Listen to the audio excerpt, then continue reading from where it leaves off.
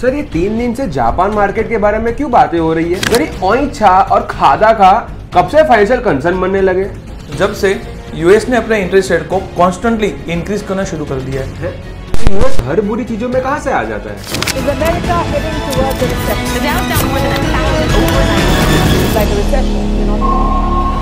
देखो, जापान अपने almost 0% interest rate के कारण पूरे वर्ल्ड की सबसे बड़ी क्रेडिट कंपनी बन के बैठी है। अगर बिना इंटरेस्ट का ही लोन मिल रहा है तो मैं भी क्यों ना 5-10 करोड़ वहां से उठा लूं और एफडी करा के इंटरेस्ट खाऊं। हाँ, तो सबने यही किया है, वहां से रुपए ले लेके यूएस के बॉन्ड और स्टॉक में इन्वेस्ट कर दिया। बट प्रॉब्लम तब शुरू हुई जब जापान ने भी अपने इंटरेस्ट रेट को बढ़ाना शुरू कर दिया। सर सिर्फ 2.5% ही तो है, उसमें का इतना लॉस हो जाएगा? ये देश ना चुनौतियों से परेशान नहीं है।